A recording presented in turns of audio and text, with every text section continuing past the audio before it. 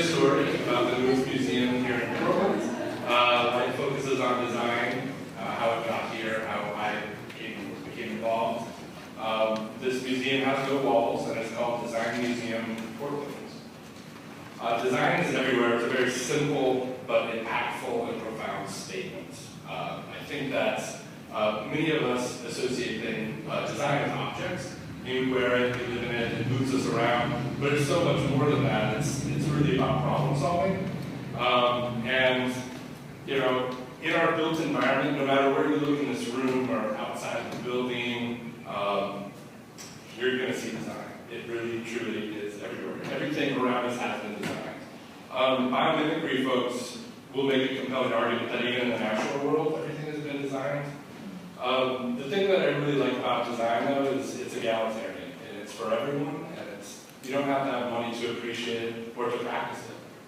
5 years ago is when this story started in Boston, and the founders, both industrial designers, wanted to create a design museum. But if anyone remembers 2008, 2009, shitty time for the economy, no one funding nonprofits. So they really started to think about, well, what is a museum? Well, it's a safe place for people to go throughout their life to learn and to see things wrapped in information and recontextualized. Well, as designers, they're used to designing their own context, or constraints, rather, sorry. And so they said, well, all right, well, what if we just, what would that look like?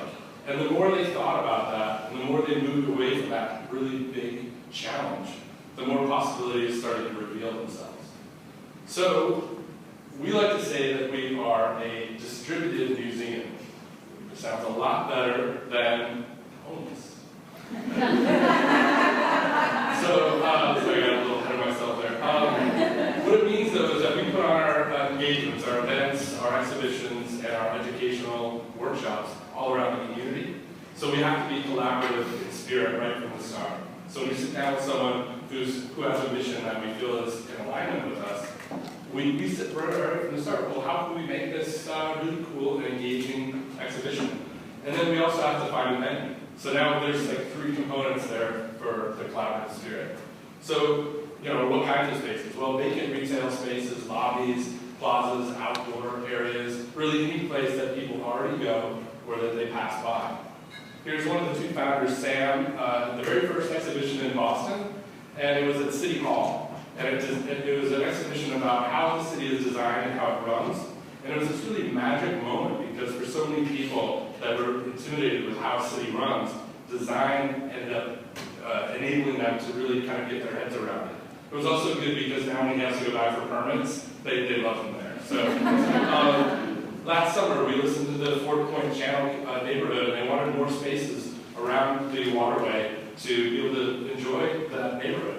So we did an international design competition to reimagine what public seating could look like. How did I become involved? I was born to create. I am a lifelong designer and artist and entrepreneur, and in recent years an educator, and I think I've always been looking for something that would allow me to exercise all of those creative muscles together. And so when I first heard about Design Museum, I was obviously really super intrigued for a lot of reasons. But then I heard that they were coming out this past year to Portland, kind of on a fact-finding mission. And so, you know, I figured out who these folks were and kind of did some research on them. And then I also found out that Chicago and Berkeley were on tap, some other cities down the line. And this past October, during Design Week at ADX, Sam and his team came up from Boston and made the public declaration that Design Museum Portland was going to start the first of the year. So he and I started this really intense dialogue that lasted a couple months. Totally like-minded, it was really great. And so in January we launched, and I came on as the launch director. So our 3 main focal points are our exhibitions, which we try to do 1 or 2 a year, our events, which are kind of serve as a connective tissue for all the different design disciplines. They're also open to everyone. And our education and thought leadership, both K-12, college. We did a design thinking workshop with OMSI in February. The exhibit that's currently up in Boston and that we're working to bring here later this summer is called Green Patriot Posters. And they reached out to 500 artists and designers around the world to create posters as a call to action against climate change and global warming. using the aesthetic of the WPA and World War II propaganda posters. It was kind of a time when design really was a call to action. You know, it was kind of a seminal moment for design. In our exhibitions, we showed not only the final artifacts, but the people and the processes behind it. It's really important to us.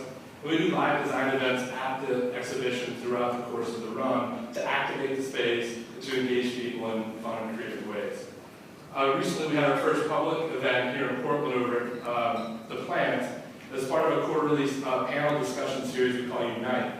So we brought together some local industry leaders in these areas and had this really awesome discussion through the lens of design and opened it up to Q&A at the end. It was a really great moment. We weren't going to split out into an hour, but we really catalyzed things for a lot of people and continue that conversation. So, you know, this is this funky abstraction of the Willamette and Burnside, you know, kind of wayfinding points of Portland. But you can see how our business model kind of reinforces our mission. And in the coming years, as we have our exhibitions and events going on around the community, we'll serve as catalysts in a way that a single building wouldn't. So I talked about this power of what if. I mean, I think all designers are kind of hardwired to ask that question. And when we're kids, we have that. But somewhere along the way, that creative muscle kind of atrophies. So it's kind of our goal, one of my goals, is to kind of help people rediscover that muscle. And because we all are designers. It wasn't that long ago in our cultural history where we all had to design to survive. Our tagline is design is everywhere, and so are we. But in the spirit of tonight, I think you could easily insert the word beauty is everywhere. And so are we. Thank you.